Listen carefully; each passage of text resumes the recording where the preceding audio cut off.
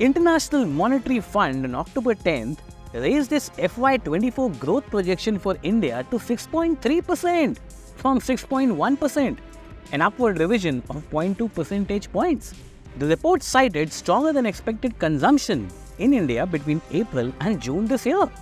The report mentioned the growth in India is projected to remain strong at 6.3% in both 2023 and 24, with an upward revision of 0.2 percentage point for 2023, reflecting stronger than expected consumption during April to June. Earlier this month, the World Bank too had said that its economic growth forecast for India remains at 6.3%, citing strong investment growth. Both the Finance Ministry and the Reserve Bank of India have retained their 6.5% GDP growth estimate for FY24 for India.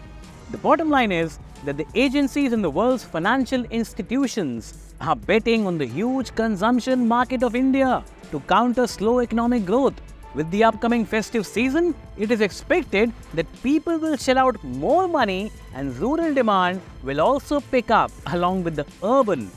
On inflation, the IMF report said that the monetary policy projections are consistent with achieving the RBI's inflation target over the medium term. The IMF report comes in the backdrop of the ongoing conflict between Israel and Hamas. Economists said that if the war between Israel and Hamas continued and countries such as the US and Saudi took sides, then oil prices would come under pressure. This could change a lot of equations for India, which is amongst the top 3 importers of oil in the world. However, as far as global economic outlook is concerned, the IMF said in its report that it expects the world economic growth to slow from 3.5% to 3% this year and 2.9% next year. The report mentioned that forecasts for global growth over the medium term at 3.1% are at the lowest in decades, and prospects for countries to catch up to higher living standards are weak. How can I achieve my targets?